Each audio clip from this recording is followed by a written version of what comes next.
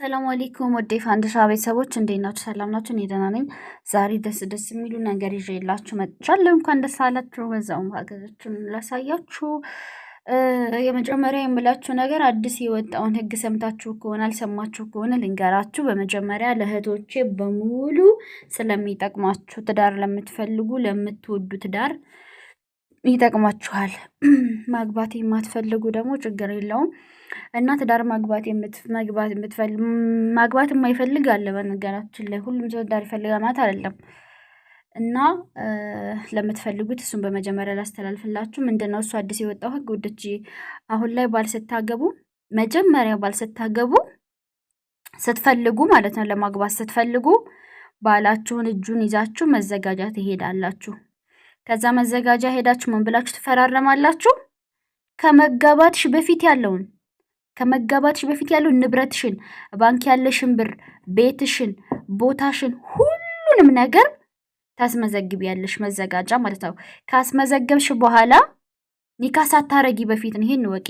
ልታገቢው ከወሰንሽ በኋላ እሱን ለማግባት ከወሰንሽ በኋላ ማለት ነው። ከዛ ትሄጃለሽ መዘጋጃ። ብርሽን፣ ቦታሽን፣ ቤትሽን፣ ምንም ነገር ትኖርሽ እቃ ማለት ነው። ፔርሙዝ ትሁን ብርጭቆ ትሁን በቃ ምንም አይነት ነገር ምንም ትሁን፣ ጫማሽን፣ ልብስሽን ሳይቀር ያለሽን ነገር ሙታንታሽን፣ ባንትሽን ሳይቀር ጨማመርኩበት። ፓንቱን ተውታውን ፓንት ወስደ አልወሰደ ባጭሩ ያለውን ነገር የገለጽኩላችሁ ላስቃችሁ ብዬ ጨመርኩት። ያላችሁን ነገር ሙሉ በሙሉ ወላሂ የሻሂ ፊንጃል የጋህዋ ያለሽን ነገር በሙሉ ወረቀት ላይ ታሰፍሪያለሽ። መዘጋጃ ሄደሽ ወረቀት ላይ ያለሽን ነገር ንብረትሽን በሙሉ ታሰፍሪና ምን ትያለሽ? ይሄ ሁሉ ንብረቴ ይሄን ሰውዬ ከማግባቴ በፊት ያፈራሁት ንብረት ነው። ብንፋታ ከነዚህ ንብረቶች ውስጥ አንዱንም አልሰጠውም ትያለሽ። ከለስ መዘጋጃ ይሄን ትፈራረሚያለሽ። እሱም እንደዛው አንቺን ከማግባቱ በፊት ያለውን ንብረት ሙሉ በሙሉ ሄዶ መዘጋጃ ያሰፍራል። ከለስ ትጋባላችሁ። ከተጋባችሁ በኋላ ለምሳሌ የአንቺ ቤት ፈርሶ ብታሳድሱት ያሳደሰበትን ብር ተተፋታችሁ ያሳደሰበትን ብር ትከፍላለሽ እንጂ ቤትሽን መቼም አይካፈልም። ደስ የሚል ህግ ነው እህቶቼ። ድሮም ነበረ ግን እንደዛ አልነበረም። አሁን በጣም ተሻሽሏል። ስለዚህ ተንግድም ማልቀስ ቀርቷል። ተጠቀሙበት። አንድ እህቴ ወንድሜ ለመጋባ ስትፈልጉ ለእህቶቼ ብቻ አይደለም ለወንድሞቼም ነው። ምክንያቱም ወንድ ብቻ አይደለም የሴት ቤት የሚወስደው። ኢትዮጵያ ታውቃለች፣ ብዙ ወንድሞቻችን አግብተው ገና 1 ዓመት ተቀምጣ አንድ ልጅ ወልዳ ንብረቱን ሙሉ እኩል በኩል ተካፍላ ነው የምትሄደው። ታውቃላችሁ። ይሄ በደል ያለው በወንዶችም ላይ ነው፣ በሴቶች ላይ አይደለም። ግን በሴቶች ላይ ደግሞ ይብሳል። በጣም ለምን ብዙ እህቶች ዝም ብለው የሌለውን ፓንት እንኳን መግዣ የሌለውን የጨለ ድሃ ለፀጉር ሻምፖ መግዛት የሚያቅተው ወንድ ሁሉ ያገባሉ። ቤት ያላችሁ ሴቶች፣ አንዳንድ እውር የሆኑ ሴቶች ማለት ነው። እውር ናቸው ባይታወሩማ። እንዴት ነው አንቺ ቤት ኖሮሽ ስንት ነገር ኖሮሽ ምንም ነገር የሌለው የጠረረበት ድሃ የምታገቢው? በእንጨትም አለካው ወላሂ፣ በእንጨት አለካው። መስራጣውና ምን ብዬ እኔ ካለኝ እንደኔ ያለውን ነው የማገባው። ድሃ ከሆንኩኝ እኔ ምንም ነገር ከሌለኝ ምንም ነገር የሌለውን አገባለሁ። ካለኝ ግን የሌለውን አላገባም። ስለዚህ ውዶችዬ ይሄንን ብዙዎቻችሁ አታደርጉም። በቃ እናንተ ብዙ ነገር ኖሯችሁ ምንም የሌለውን ነው የምታስገቡት ቤታችሁ። ስለዚህ ቢያንስ እንኳን ንብረታችሁን ከስኒ ጀምሮ እንዳይካፈላችሁ በዚህ መልኩ መዘጋጃ ተፈራርማችሁ አግቡ። ለወንድሞችም ለእህቶችም አዲስ በትክክል የወጣ ህግ ነው። ትክክለኛ መረጃ ነው የሰጠኋችሁ። ድሮ አሁን ማለት ነው ለምሳሌ የሆነ ነገር ካለሽ የነገር አለ ድሮም። ግን አሁን ተጨማሪ ህግ ምንድነው? ከኒኬል ጀምረሽ፣ ከብርጭቆ ጀምረሽ፣ ከብሪቅ ከፔርሙዝ ጀምረሽ ያለሽን ነገር ሙሉ በሙሉ በቃ ይሄ ሁሉ ቤትሽ ጋር ታሰፍሪዋለሽ። ሁሉም ነገር አስፍረሽ ይሄ ከማግባቴ በፊት የኔ ንብረት ነው። በቃ ስንፋታ ከነዚህ ንብረቶች አንዱን እንዲካፈለኝ አልፈልግም። ትፈራረሚያለሽ። እሱም እንደዛ ትጋባላችሁ። ስትጣሉ 10 ልጅ ወለዳችሁ፣ 2 ልጅ ወለዳችሁ፣ ስትፋቱ ያን መጀመሪያ ያስመዘገብሽውን ንብረት አንድንም አይካፈልሽም። ቤትሽን አሳድሶ ከሆነ ያሳደሰበትን ብር ግምት ግን ትሰጫለሽ። ለምሳሌ ማለት ነው። ይህን ይመስላል።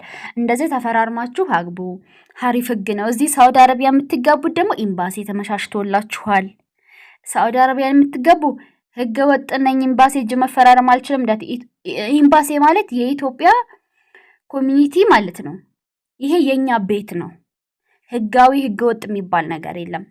እዛ ፖሊስ ጋር ለምትሄጂው የሀገሪ ሰው ጋር ነው የምትሄጂው። ስለዚህ ሳውዲ አረቢያ ያላችሁ ይሄን አጣርቼላችኋለሁ። እዚህ ሀገር ስታገቡ ባልሽን እጁን አንጠልጥለሽ የመረጥሽውን ልጅ እጁን ይዘሽ ኤምባሲ ሄደሽ ኤምባሲ ያለሽን ንብረት ዝሪያል በሪያል ያሻትን ብርሽን ወርቅሽን ኢትዮጵያ ያለሽን ንብረት ሙሉ በሙሉ ወረቀት ላይ አስፍረሽ ይሄ ንብረት ይሄው እሱን ከማግባቴ በፊት ያለ ነው ወደፊት ምንም ነገር ቢፈጠር አላካፍልም ትያለሽ።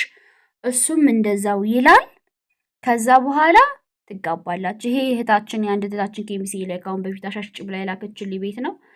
አልተሸጠም ይመስለኛል። ኢንሻአላህ በቀጣይ ይዤው እመጣለሁ። ባለፈው አልተሸጠም ያለች ይመስለኛል። ድጋሚ ይዤው እመጣለሁ ነገ ማመጣቸው ቤቶች ጋር።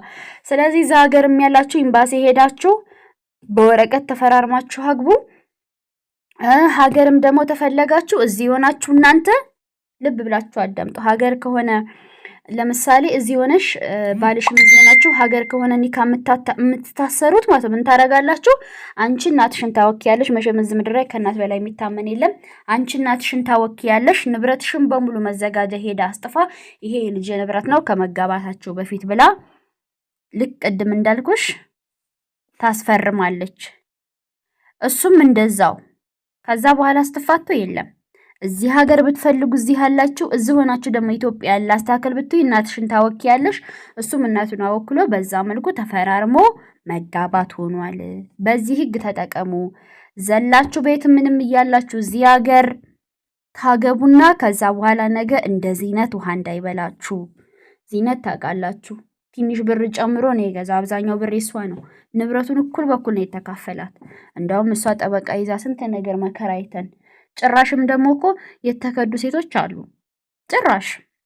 ስለዚህ ነገ እንዳታለቅሱ ውዶችዬ፣ በዚህ መልኩ ተጋቡ፣ አደራ ተጠቀሙበት። ላልሰሙ ይሄን ህግ ለማያውቁ በሙሉ አመቻቹላቸው፣ ንገሯቸው እዚህ ሀገር ኤምባሲ ሄደው መፈራረም እንደሚቻል።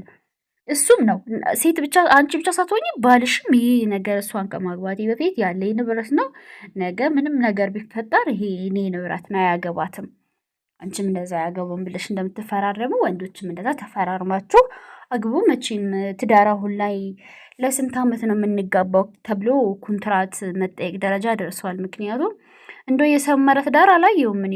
ማሻአላ 10 ዓመት ኖሮ 15 ዓመትም ተብሎ ተጨብጭቦ ከወለዱ በኋላ ማሰላማ ነው።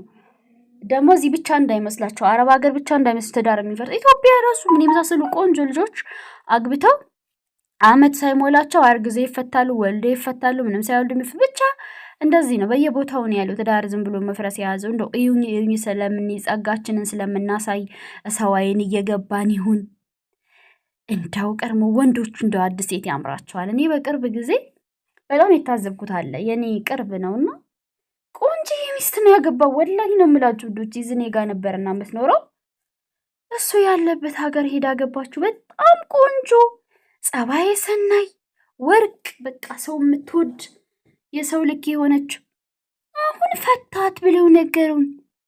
እንዴ ደግነቱ ተሻለ ሀገር ነው የሄደችው። ቢፈታትም አትከስርም አልኩኝ። ከዛ ፈታት ለምን ስል እየተጀናጀነባት ለእኔ እንኳን ለልጅኝም ግን በቃ አውርተው እንደዛ ለወንድሟ አውርተው ወንድሟ ነው ነገር ለእኔ እንደዚህ የተጀናጀነባት ምናምን ተምር ነው ምናምን ነው። ኧረ ተው አያደርግም እሱ ጥሩ ልጅ ነው።